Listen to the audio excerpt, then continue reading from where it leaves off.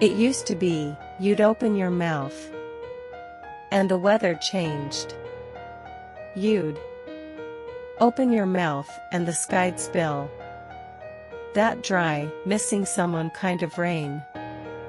No matter the season. And it hurt. Like a guitar hurts under the right hands. Like a good strong spell. Now you're all song.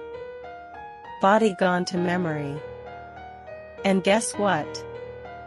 It hurts. Harder. I shut my ears, averted my eyes, turning instead to what I thought at the time was pain's antidote, silence. I was wrong. Silence feeds pain, allows it to fester and thrive. What starves pain, what forces it to release its grip, is speech, the voice upon which rides the story. This is what happened, this is what I have refused to let claim me. This is why I love poems. They invite me to sit down and listen to a voice speaking thoughtfully and passionately about what it feels like to be alive. From time to time, I think of him watching me from over the top of his glasses, or eating candy from a jar. I remember thanking him each time the session was done. But mostly what I see is a human hand reaching down to lift a pebble from my tongue. Is it strange to say love is a language few practice, but all, or near all speak? Sometimes telling what happened, in whatever way you can, is a means of lightening your burden. It summons others to help you bear the weight of your own story, so that you might finally get out from under it. One of poetry's great effects, through its emphasis upon feeling, association, music and image, things we recognize and respond to even before we understand why, is to guide us toward the part of ourselves so deeply buried that it borders upon the collective. Staying human, poetry in the age of technology. I didn't want to wait on my knees. In a room made quiet by waiting. A room where we'd listen for the rise of breath, the burble in his throat. I didn't want the orchids, or the trays of food meant to fortify that silence, or to pray for him to stay or to go then, finally toward that ecstatic light. I didn't want to believe what we believe in those rooms. That we are blessed, letting go, letting someone, anyone, drag open the drapes and heave us back into our blinding, bright lives. When some people talk about money, they speak as if it were a mysterious lover who went out to buy milk and never came back, and it makes me nostalgic for the years I lived on coffee and bread, hungry all the time, walking to work on payday.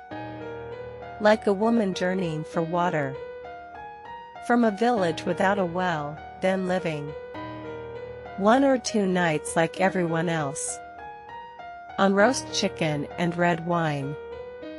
Wasn't it strange that a poem, written in my vocabulary, and as a result of my own thoughts or observations, could, when it was finished, manage to show me something I hadn't already known? Sometimes, when I tried very hard to listen to what the poem I was writing was trying to tell me, I felt the way I imagined godly people felt when they were trying to discern God's will. Write this, the poem would sometimes consent to say, and I'd revel in a joy to rival the saints that poetry, this mysterious presence I talked about and professed belief in, might truly be real. There is not a day in my life during which I have not looked at my black children and worried. There is not a day in my life when I have not made actual prayers on their behalf. Simple prayers for their safety. Simple prayers for their survival. And what would we do, you and I, if we could know for sure that someone was there squinting through the dust, saying nothing is lost, that everything lives on waiting only to be wanted back badly enough. Once upon a time, a woman told this to her daughter, "Save yourself." The girl didn't think to ask for what. She looked into her mother's face and answered yes.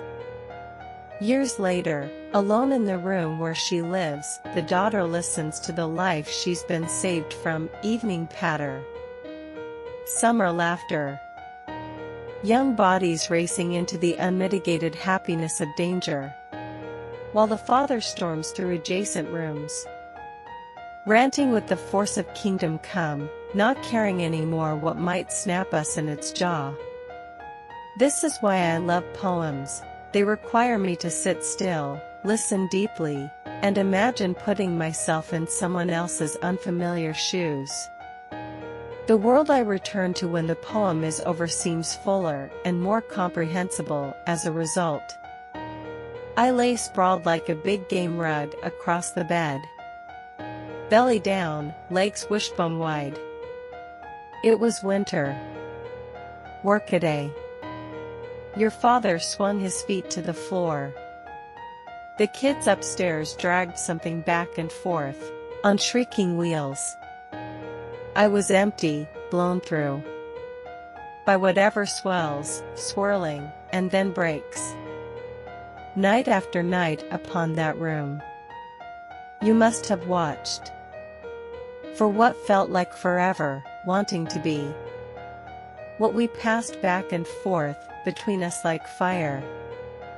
Wanting wait, desiring desire, dying to descend into flesh, fault, the brief ecstasy of being. From what dream of world did you wriggle free? What soared, and what grieved, when you aimed your will at the yes of my body alive like that on the sheets,